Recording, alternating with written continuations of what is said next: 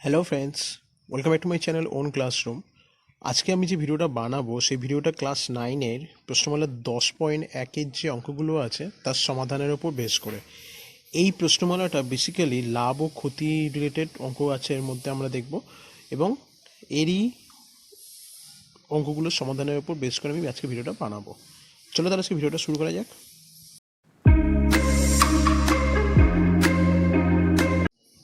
দেখো, প্রশ্নমালা 10.1-এর যে প্রথমের যে অঙ্কটা আছে সেটা দেখতেই পাচ্ছ তোমরা নিশ্চয়ই বইতে, যে একটা ছক মতো করে দেওয়া আছে। তো আমি এই অঙ্কটার কয়েকটা অঙ্ক দেখিয়ে দিয়েছি, মানে সবগুলো অঙ্ক আমি দেখাইনি একের দাগে, জাস্ট একটা অঙ্ক দেখিয়েছি, সেই অঙ্কটার উপর ফলো করে বাকি অঙ্কগুলো হবে। তো দেখো, প্রথমে যেটা বলেছে একটা ছকের মধ্যে দেখতে পাচ্ছি আমরা ক্রয় মূল্য, বিক্রয় মূল্য, লাভ ক্ষতি এবং শতকরা লাভ ক্ষতি দিয়ে দিয়েছে, ঠিক আছে। এবার এখান থেকে আমাকে কী কী বার করতে হবে? বিক্রয় মূল্য আর লাভ অথবা ক্ষতি, মানে ক্রয় মূল্যের ওপর 25 টাকা লাভ হয়েছে, মানে 25% লাভ হয়েছে, সেই হিসেবে তাহলে সেই জিনিসটা আমি কত টাকায় বিক্রি করবো, মানে বুঝতে পারলে? মানে তুমি একটা 500 টাকার একটা জিনিস কিনেছো, সেই 500 টাকার ওপরে তোমাকে বলা হয়েছে 25% তোমাকে লাভ করতে হবে সেই 500 টাকা কেনা জিনিসটার ওপরে। তাহলে সেই হিসেবে তুমি তাহলে জিনিসটা তাহলে কত টাকা বিক্রি করবে, আর সেই হিসেবে তোমার কত টাকা লাভ হবে। কি বললাম, বুঝতে পেরেছো? তাহলে দেখো আমি কি বলছি, একদম সিম্পল একটা মেথড। 100 টাকা তাহলে লাভ হচ্ছে কত? 25 টাকায়। তাহলে 1 টাকা তাহলে লাভ হবে কত? 25/100। এবং সেই ঠিক একইভাবে 500 টাকা তাহলে লাভ হবে কত? 125 টাকা। তার মানে তোমার তাহলে 500 টাকার জিনিসটা কিনে তোমার এর থেকে আরও 125 টাকা বেশি নিতে হবে, তবেই তোমার সেই জিনিসটার উপর 25% তুমি লাভ করতে পারবে। তো সেই হিসেবে তাহলে আমার তাহলে লাভ তাহলে কত হচ্ছে? 125 টাকা। আর বিক্রয় মূল্য তাহলে কত হবে আমার? 500 প্লাস 125 মানে 625 টাকা। কী বললাম, বুঝতে পেরেছ? এবার এরই উপর বেস করে পরের যে অঙ্কটা হচ্ছে 300 টাকা 7% ক্ষতি, সেই অঙ্কটা করতে হবে। 7% ক্ষতি মানে কি করতে হবে বলো তো তোমাদেরকে? এখানে কিছু না, সিম্পল লিখবে 100 টাকায় ক্ষতি হয় 7 টাকায়, 1 টাকাতে কত, আর 300 টাকাতে কত, সেটা বার করলেই হয়ে যাবে। দেন এখানে আমি যেটা যোগ করেছি তোমরা সেখানে বিক্রয় মূল্যতে বিয়োগ করবে। কি বললাম, বুঝতে পেরেছ? ঠিক তারপরে অঙ্কটা একইভাবে করতে হবে। আমি এবার চলে এসেছি 4-এর দাগের অঙ্কটাতে, মানে 4 নামে বলতে 1-এর দাগের যে 4-এর অঙ্কটা সেটা বলতে চাইছে, ঠিক আছে। মানে যেখানটাতে দেখো লেখা আছে বিক্রয় মূল্যে অ্যামাউন্টটা দেওয়া আছে, আর শতকরা লাভ বা ক্ষতির যে অ্যামাউন্টটা সেটা দেওয়া আছে, মানে কত পার্সেন্ট কি লাভ বা ক্ষতি করছে সেটা। তো এই অঙ্কটা কীভাবে কী করেছি দেখো। কি বলেছে? বিক্রি করেছো একটা জিনিস তোমরা 23,000 টাকা দিয়ে, এবং সেটা রিগার্ডিং লাভ হয়েছে তোমার 15%, ঠিক আছে। তার মানে 100 প্লাস 15 মানে 115 টাকায় বিক্রয় মূল্য হলে ক্রয় মূল্য তাহলে কত হবে? 100 টাকা। তাহলে 1 টাকাতে কত, আর 23,000 টাকাতে কত, তাহলে আমি বার করে নিচ্ছি। সেটাতে রিগার্ডিং কত বেরিয়েছে আমার? 20,000 টাকা। তাহলে ক্রয় মূল্য মানে তুমি জিনিসটা তাহলে কিনেছিলে কত টাকা দিয়ে? 20,000 টাকাতে, আর জিনিসটাকে বিক্রি করেছো কত টাকাতে? 23,000 টাকাতে। তাহলে তোমার তাহলে লাভ তাহলে কত টাকা হয়েছে? 3,000 টাকা। ক্লিয়ার? খুবই সহজ একটা অঙ্ক ছিল, এবং এই অঙ্কগুলো আশা করি তোমাদের বুঝতে কোনো অসুবিধা হবে না। খুবই একটা ছোটো একটা সোজা একটা অঙ্ক ছিল এটা। এবার আমরা যদি 2-এর দাগে যদি অঙ্কটা দেখি, 2-এর দাগে অঙ্কটা কী বলছে? লেখচিত্র থেকে নিচের প্রশ্নের উত্তর খুঁজি, যেটা কিনা আমাদের 146 নম্বর পেজে দেওয়া আছে। এখানটাতে লেখচিত্র দেখে ক্রয় মূল্য বিক্রয় মূল্যের সম্পর্ক নিশ্চয়ই তোমরা বুঝতেই পারছো, সরল না ব্যস্ত। দেখো, সরল আর ব্যস্ত দুটো জিনিসটা কি সেটা আমি তোমাদের একটু বলে দিই।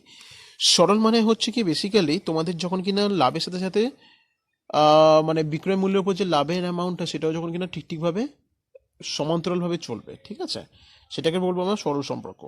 এবং সেখানটাতে তাহলে দেখো সেই হিসেবে তাহলে আমার সাথে সরল সম্পর্ক আছে, ঠিক আছে। তাহলে যে বিয়ের দাগেরটার ক্ষেত্রে আমার বিক্রয় মূল্য কত বেরোবে? 75 টাকা বেরোবে। দেখবে তোমরা ওই গ্রাফের রিগার্ডিং আমি এখানে 2-এর দাগের অঙ্কগুলোকে এখানে সলভ করে দেখিয়েছি। এই হচ্ছে আমাদের 2-এর দাগের অঙ্কটা। ক্লিয়ার? 3-এর দাগের অঙ্কটা কি বলেছে দেখো। সুবীর কাকা 176 টাকার মূল্যের একটি ঘড়ি বিক্রি করেছেন। যদি ঘড়ি বিক্রি করে সুবীর কাকার 12% ক্ষতি হয়, তাহলে হিসাব করে দেখি তিনি কত টাকার ঘড়িটি কিনেছিলেন। খুবই সোজা অঙ্ক। তাহলে ঘড়িটির বিক্রয় মূল্য কত? তাহলে আমাদের জানি আমরা 100 টাকা, ঠিক আছে। ক্ষতি কত হচ্ছে? 12%। ঠিক একই রকম, মানে 1-এর দাগে অঙ্কটা করেছিলাম লাস্টের দিকে সেরকম টাইপেরই হবে। তাহলে 88 টাকা বিক্রয় মূল্য হলে ক্রয় মূল্য হয় 100 টাকা। 1 টাকাতে কত, আর 176 টাকাতে কত বার করলে আমার অঙ্কটা বেরিয়ে যাবে। এটা খুবই একটা ছোট্ট একটা অঙ্ক ছিল। 4-এর দাগে অঙ্কটা কী বলছে? আনোয়ার বিবি 10টি লেবু 30 টাকায় কিনে প্রতি ডজন 42 টাকায় বিক্রি করলে হিসাব করে দেখি আনোয়ার বিবি শতকরা কত লাভ বা ক্ষতি করেছে। তাহলে সেই হিসেবে তাহলে কী করতে হবে আমাকে? তাহলে 10টি লেবু তাহলে ক্রয় মূল্য কত আমাদের? 30 টাকা। 1টি লেবুর ক্রয় মূল্য কত সেটা বার করতে হবে। দেন 12টি লেবুর ক্রয় মূল্য কত সেটা বার করতে হবে।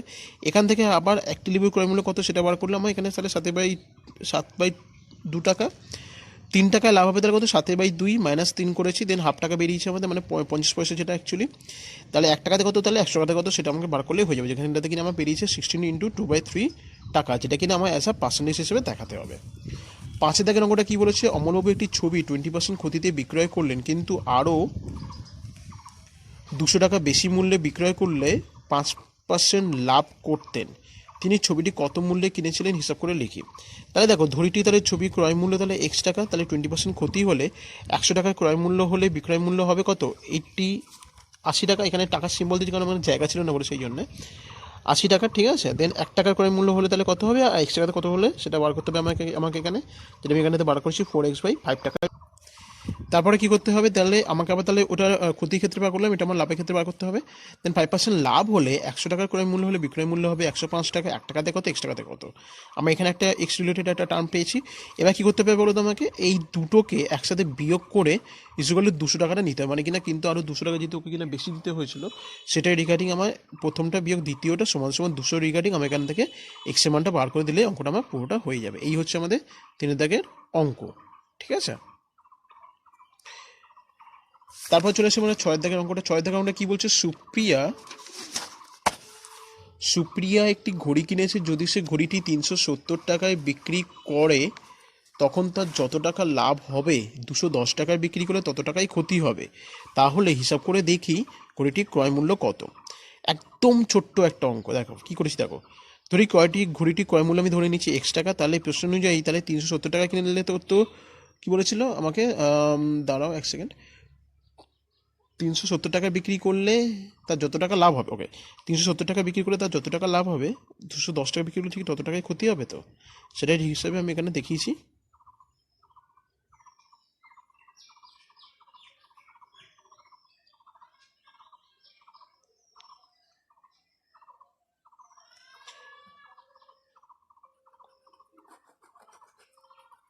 এটা প্লাস হবে, ঠিক আছে।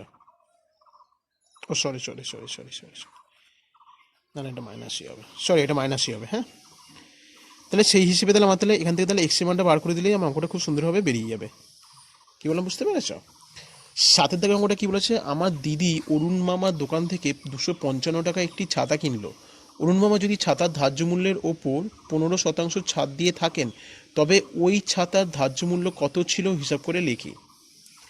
তাহলে দেখো কী করেছি, ধরি ঘড়িটি ক্রয় মূল্য ধরি ছাতাটি বিক্রয় মূল্য 255 টাকা, ধরি ধার্য মূল্য তাহলে কত X টাকা। 100 টাকা ধার্য মূল্য হলে বিক্রয় মূল্য হবে তাহলে কত, 100 - 15 মানে 85 টাকা। দেন 1 টাকাতে কত, X টাকাতে কত আমার বার করতে হবে। দেন যেটা আমার অ্যান্সার বেরোবে X রিলেটেড টার্মটা সমান আমাকে 255 করতে হবে, করে নিয়ে আমাকে এখানে X এর টার্মটা মানটা বার করলেই আমার এখানে অঙ্কটা বেরিয়ে যাবে। এই হচ্ছে আমাদের 7 দাগের অঙ্কটা। 8 দাগের অঙ্কটা কী বলছে, আমার বন্ধু একটি গল্পের বই লিখিত মূল্যে 25% ছাড়ে কিনলো, সে যদি ওই বইটি লিখিত মূল্যেই বিক্রি করে তবে সে শতকরা কত লাভ করবে হিসাব করে লিখি। আচ্ছা, ধরি গল্পের বইটি বিক্রয়ের লিখিত মূল্য হচ্ছে X টাকা, ঠিক আছে। তাহলে সেই হিসেবে 1 সেকেন্ড, জাস্ট মিনিট, তাহলে সেই হিসেবে তাহলে 100 টাকা তাহলে ছাড় হবে কত, 25 টাকা। 1 টাকাতে কত আর X টাকাতে কত আমার এখানে বার করে নিতে হবে। একটা X/4 টাকা বেরিয়েছে, যেখান থেকে কিনা আমার ক্রয় মূল্য তাহলে কত বেরোবে, আমরা যদি X টাকা ধরে নিয়েছি তাহলে ওটা থেকে তাহলে আমাকে তাহলে X/4 টাকা মাইনাস করলে তাহলে 3X/4 টাকা বেরোবে, যেটা সেখান থেকে তাহলে বিক্রয় মূল্য সমান X টাকা, তাহলে 3X/4 টাকাতে লাভ হয় এত টাকা। দেন 1 টাকাতে কত, 100 টাকাতে কত, দেন আমার খুব সুন্দরভাবে এখানটাতে আমার অ্যান্সারটা বেরিয়ে যাবে। কী বললাম বুঝতে পেরেছ? এই হচ্ছে আমাদের আছে প্রথম ভিডিওটা আমার, যেখানটাতে আমি কোর্সে দেখি 10.1 প্রশ্নমালার 1 থেকে 8 পর্যন্ত আমি অঙ্ক আলোচনা করলাম। আমি আমার পরবর্তী ভিডিওতে 8-এর পরের থেকে বাকি অঙ্কগুলো নিয়ে আলোচনা করব। তো আশা করি তোমাদের ভিডিওটা ভালো লাগবে। দেন ভালো লাগলে অবশ্যই এটা লাইক করো, কমেন্ট করো, বন্ধুদের সাথে শেয়ার করতে ভুলো না। আর হ্যাঁ বন্ধুরা, ঠিক আমার ভিডিওটা দেখার পরে দেখবে আমি একটা মানে নিচে লাল কালি দিয়ে দেবে লেখা আছে সাবস্ক্রাইব বলে, আমার চ্যানেলটাকে সাবস্ক্রাইব করতে ভুলো না, ঠিক আছে। এরকম ধরনের আরও অনেক টিউটোরিয়াল রিলেটেড ভিডিও পাওয়ার জন্য। ভালো থেকো বন্ধুরা, take care, keep practising, good by.